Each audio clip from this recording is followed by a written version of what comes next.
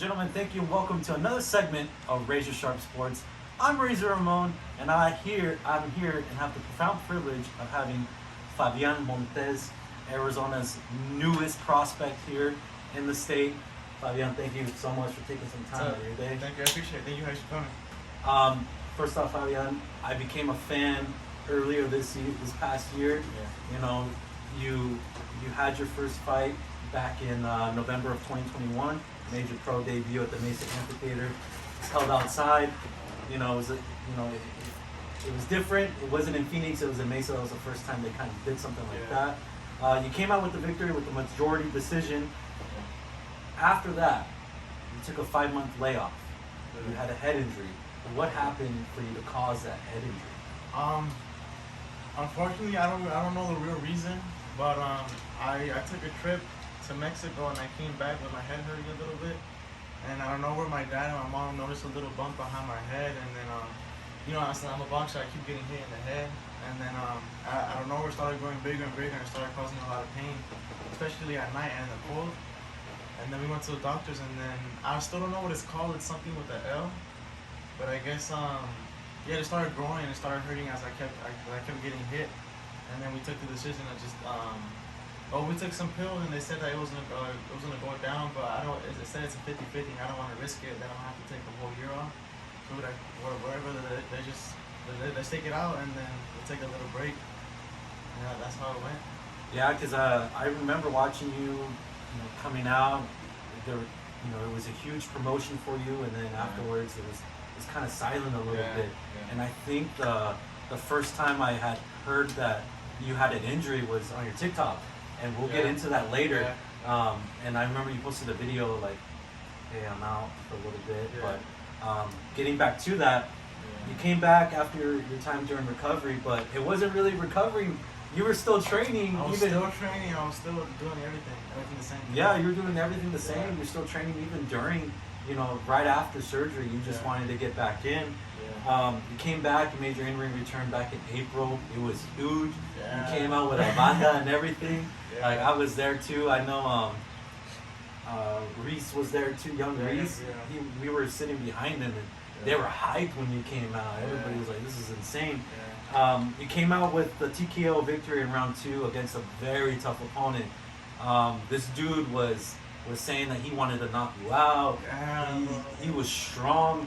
And a lot of people don't realize, when you come back from an injury, you want to take a fight that gets your feet wet, takes the ring rust off. But this guy, he was out there trying to take your head off. Every punch was knockout power punch. So yeah, he was applying the pressure, and it wasn't even like waiting a round or two. He applied the pressure right off the first round, like that. And I could tell like a little bit, in the first round. You're feeling him out. He was throwing those power, and then you started using your boxing skills, and you came out with the victory. So, what were the feelings going into the fight, and then right after? Well, in the camp, my dad told me everything that happened in the fight. My dad told me like 2 months ahead. We worked for like 8 weeks since the first training camp. He said he's gonna do that and that and that, and we're gonna knock him out in the second and third round. My dad was telling me that the whole time.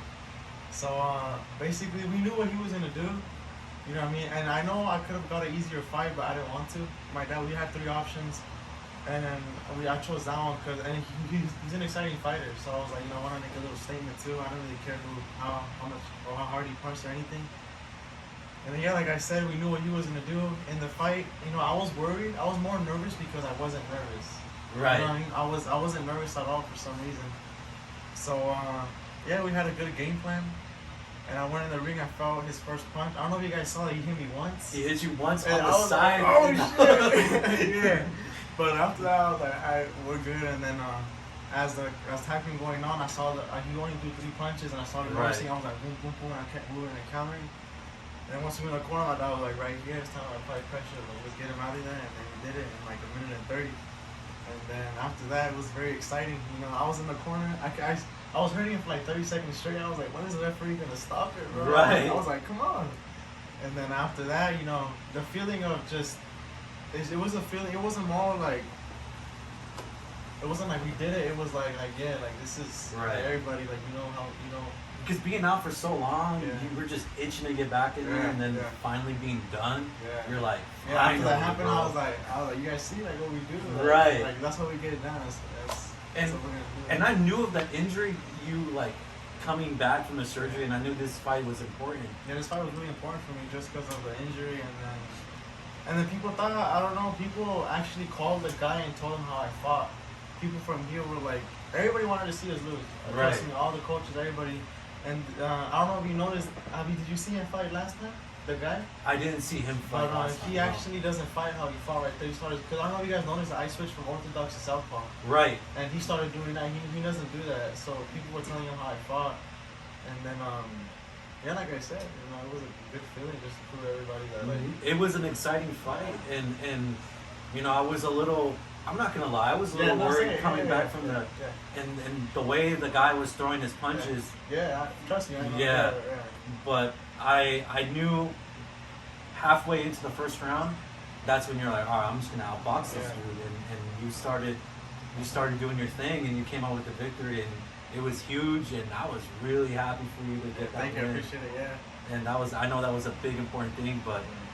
You definitely made a statement that night that no matter how much time you took off, you came back, you did your thing, and you won, bro. So, I know everybody was proud of you for that. Yeah, definitely. It was a good feeling. So you're a third generation boxer. Yes, Your grandpa was a boxer. Your dad was a boxer. Yeah. Your dad's your trainer. That's my trainer. Right? And what's the feeling for you being able to continue that long time legacy of becoming fighters in your family? Yeah, to be honest, I never met my grandfather. He died when my dad was just 5 years old. But and then my dad fought. He fought here at the Gila River Arena like 4 times. My dad fought Victor Ortiz and Brandon Rios. Really? Yeah. So when I was little growing up, I didn't like boxing. I'm not gonna lie. My dad could tell you that I hated training. I hated doing all that. But when we took the layoff for 3 years, I started. I don't know, something changed in me, and I was like, I started liking boxing a little more. I started looking at it with a different perspective. And then, like I said, at first, I didn't really know, knowing that my dad and my grandfather were boxers, I didn't really, at first I was like, okay, like, I don't know, but like I said, as I started maturing and growing a little more, I was like, you took pride into it. Some pride that started coming into it, I was like, okay, then. And then, but my dad, no one took care of him. He didn't have a good promoter, you know what I mean? And then, so he was in there to just lose. And that kind of makes me feel like some type of way. Maybe they think that that's the same thing that's gonna happen to us, or what they want to do to me. So that's why I try to make a statement each fight. That no one's gonna push me over. That those chains, I'm gonna break those chains of losing, or just getting pushed over. And that's like a chip behind my shoulder. Right. That's not gonna happen with me. I'm gonna prove everybody wrong. I'm here to stay. I'm here to stay, and I'm not gonna get pushed over like any other fighter did. And I've noticed that your trunks that you've came out with, they emulate the past trunks of your dad and your I know on your TikTok videos you post about that. And I know a lot of people who don't know or follow you that deep, but you definitely put a little bit of them into into your trunks and stuff like that. Yeah, like I said, I don't know. I've always thought that. Like I said, I never met my grandfather, but I always thought that he was with me. And I started going more. I'm starting to have a sense of pride for who they are. I want to continue the legacy, but I want to break the chains of losing, of getting pushed over. I want to prove everybody that's not going to happen to us. I'm here to stay, and I'm here to prove to the world that I'm like a world-class athlete. I know I'm still young. Yeah. But I've always had big dreams ever since I was little. My dad, they were my only supporters. They were my biggest critics and biggest supporters. They always told me that I would be something special. I never saw it, when I was growing up, but now I do. Now I see it, I feel it, and I can't wait to show everybody. Oh, you're definitely making noise in the state of Arizona. You have a huge fan base here in Phoenix. I know you take pride in coming from Phoenix, and you definitely show Phoenixera. Not only that, but you have a huge TikTok following. You have about 12.6 thousand followers the last time I checked. It could be growing right now as we speak. Your videos, they receive thousands of views. I think you've had like 86,000 views on one video. One of them, 56,000. They're pretty high. They're pretty high, and most of them, most of your videos, they're all like positive. Even sometimes when people they'll comment you know, hater stuff, you actually answer back to it, Yeah. but you won't even be rude about it. No, You're I like, don't- yeah. and you talk about, you know, day in the life of a boxer, and, Yeah. and also you answer questions to the curious viewers. Yeah. What made you get into that? To be honest, I started like 4 months ago. I don't know. I've always wanted to be. You know, you have to self-market yourself in boxing. Right. It's like more of self-marketing, and then I don't want to be known as a TikToker or a YouTuber, but I was like, if I want to get my name out there a little more, that's what I have to use. Right. And then I posted that video of my grandfather and my dad, and it blew up. I think it got like 100K views, and I was like, okay. And then, yeah, those are my videos are more based on motivation, and then and people like it, so I kept on doing it. And I started doing it day in the life. I started going more people. I met a lot of great people, you know, and then yeah, it's helped me a lot actually. I like watching it, and especially too when you're like, bro, I don't even know you. Yeah. And I remember watching that one particular video where this guy's like, dude, who are you? And you're like, I'm barely starting, so yeah, of course you don't know me. Yeah. You know, but the way you answer all the questions, it's Yeah, no, I'm not rude. I'm not gonna fight back with them because Right. it doesn't faze me or nothing. But I just like to I don't know. I just like Yeah. I don't know. it's just something you like to yeah, do. something I like to do. Yeah. Well, that's And they get even those get a lot of views. I don't know. They do. Yeah. I saw you on my For You page. That's how. Yeah. That's when I was like, oh, this guy has a. Because you know when you follow like a lot of boxing content on TikTok, Yeah. most of the boxing TikTok on the For You page will come up. So when you came up, I was like, oh, this is the guy. And I think it was the video where you were being announced at the Mesa Amphitheater, and you had posted the part where it was like from Phoenix, Arizona.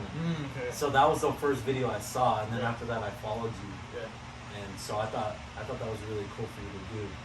Yeah. So recently, like I said before, you're big about being from Phoenix, Arizona. You show pride in that. Yeah. You gave back to your community recently. You bought Gatorades, you bought pizza, you had your friends there, you had a lot of well-known figures here in Arizona Yeah. too that came out and helped you out. You made a video and you let people know, hey, if you want to come out this Saturday, we're going to give out pizza to the less fortunate of Phoenix. So how important was that to you to give back to your community? It's very important to me. I've always done it. I used to go to the gym called Phoenix Boys Center, and I forgot the name of the guy who organized it, but he's the one that's got me into it. So I've been doing it ever since I was 5. After church, we would go every Sunday, but then it stopped because of COVID. And then I literally thought about it like a week before. I told my friend, I was like, last time I did it was November. I was like, hey, should we give food to the less fortunate? And he was like, yeah, let's do it. And I ended up doing it like 2 days later, and then I posted it, and Young Grease actually hit me up. So Yeah. he was like, hey, what's up? What time are you going out? I was like, oh shit, they're going out at 2 p.m. Yeah. He brought a bunch of waters and Gatorades. We got the pizza, and one got Powerades. It was like a family thing, you know. It wasn't too much of us. But I definitely wanted it to be I wanted it to be a little bigger, you know, so anybody wants to come out and join us, you know, it's really important to me to give back. Us being there giving out water is knowing how hard it was. I can't imagine how they feel. Right. You know what I mean? But it's really important to me, you know, just this, you know, some ways I feel bad, and if we could do something little, make a change. We like to talk to them too, have a conversation with them. I know to some maybe that means something to them, you know, someone just needs a conversation or Right. something small, and that's what I like to do. Yeah, for me, I saw the videos on your Instagram, and I saw the people that reached out to you, and, Yeah. and Young Grease. I don't know, he went out there. I know that that was important to them, you Yeah. know, because they don't know when their next meal is gonna come. Exactly. So I know that was something really cool to see, because that's something you don't really see Yeah. a lot of local fighters giving their time back. And so for you to do that, I thought that was really cool. That showed what type of person you are Yeah. outside the ring too. Yeah. So that was really cool for you to do. Yeah. Tonight, it's fight night, Showtime. It's a really big anticipated fight. You have Gervonta Davis versus Rolly Romero. We're boxing heads, so you've seen the press conferences, you've seen the weigh-ins. Has me on. Like, I'm gonna fight. Yeah, you've seen the Showtime short episodes that they do. There's and for a lot of people that don't know, that rivalry started in the gym a long time ago. So tonight's fight night, it's gonna be for the WBA lightweight title. Yeah. Who's your pick for tonight? Let's see, I think we all have Tank. Yeah. But Rolly, considering who he is, I was watching videos of him like sparring, and people make fun of him a little bit. People make fun of him, but he has that crazy like that. Like how do you call it? Like that weird power. How do you say it? The awkward power. Yeah. I don't know, but I don't know. I think he's gonna. I think he's gonna win, but I think he's gonna do something like maybe hurt him. Yeah. Maybe even. I don't know. In the last fight, Tank did take a lot of punches more than usual against Cruz, and Cruz roughed him up that last fight. And he hurt his hand too.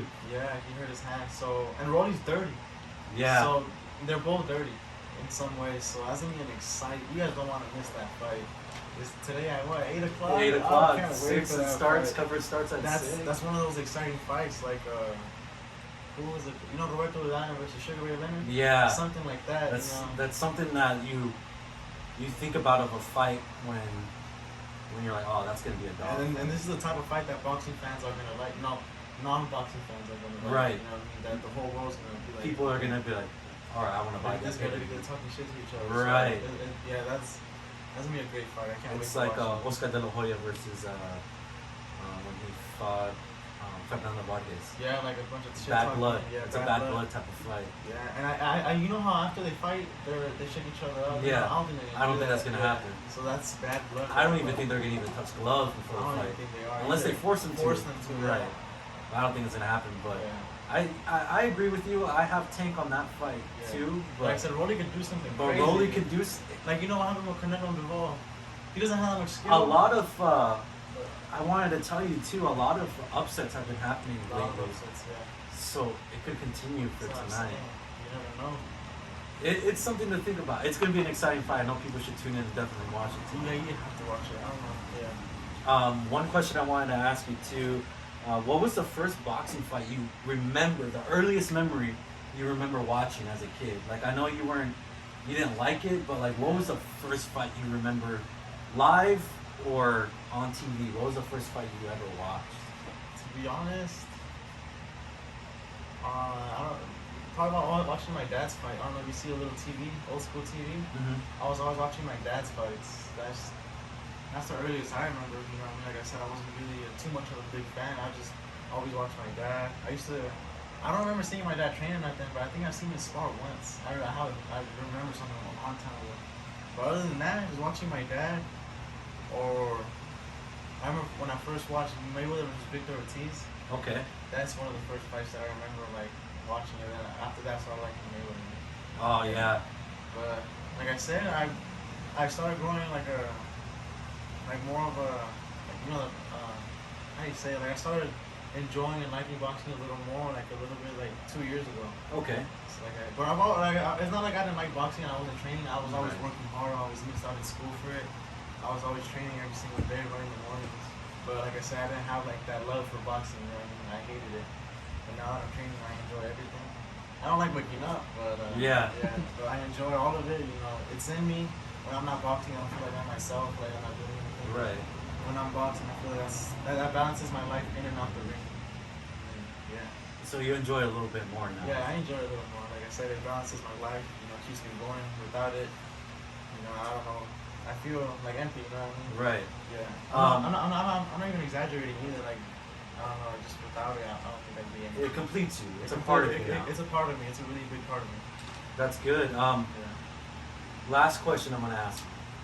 What is your favorite thing to do outside of camp? Like when you're not training, you're not cutting weight, you're not doing anything. What's one thing you like to do, or what's your favorite thing you like to To be honest, I